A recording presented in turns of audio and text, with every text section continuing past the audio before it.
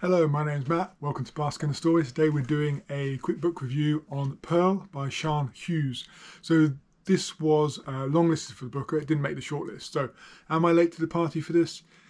Probably, yes. I probably am late to the party for this. But I received a arc of the audiobook through NetGalley, so I gave it a listen. So this is a story really about grief, loss, and the impact on that on one's life. The challenges of memory, and how we remember things and what we remember, and questioning whether our memory is accurate.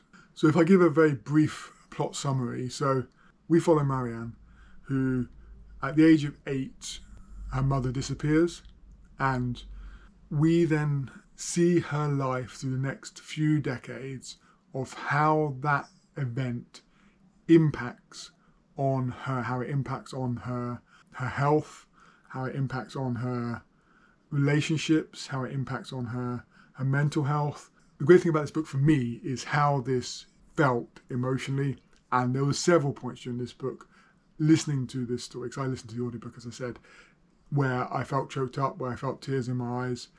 I could relate to Marianne, I could understand and feel the loss that she was feeling, I could understand and feel the confusion she was feeling, looking back and as a child, thinking about trying to understand why this has happened, what has happened, it doesn't make sense, and trying to form some way in which you can continue to live and survive with this tragic loss. And for me, this was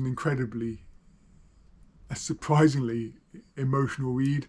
And you know, Sian Hughes is a poet, and she has a lyrical way with her words that gave an emotional punch to a lot of it.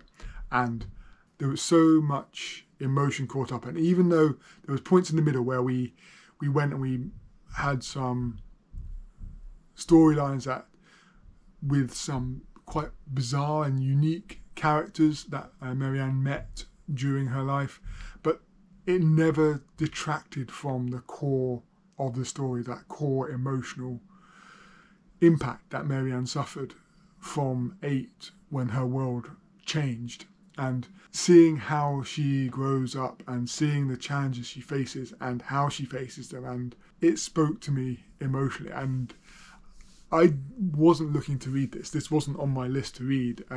Really, I put in on the NetGalley, and you know, I was surprised to get approved for it. So I went to pick it up. I'm so pleased I did. It really does delve into the impact that loss can have on an individual. And for me, as I say, I felt it. I really felt this. I flew through the audiobook, and you know, the way she crafts a story and the way, I'm not going to say too much about the ending, but the way it ends really did choke me up. It was just superb, and I know it wasn't shortlisted, but for me, this is up there as one of the better reads, or one of the best reads I've had this year. It's not particularly long, it's a couple of hundred pages, I believe, as I listened to the audiobook, but it flew by, and I was engrossed and holding back tears on several points. But this is a beautiful story. You know, I love the way she dealt with memory and questioning ourselves on our memories, and that really spoke to me, you know, where we formed what we view as memories, but are they actually memories, or are they events that we've mushed together in our head to create a narrative, or are they stories that we've heard from others that we've created images that we now believe we remember, even though we weren't necessarily there, or even though it never happened that way? And how can we tell what is truth and what really happened if our memory is so unreliable? It was beautiful, it was impactful. I may well read it again at some point and see whether I still feel the same, but I thoroughly enjoyed this and would recommend, if you want an emotional story about an individual's loss and grief and trying to comprehend what has happened and the impact that has on one's life, this for me was an exceptional read. So that was Pearl by Sian Hughes.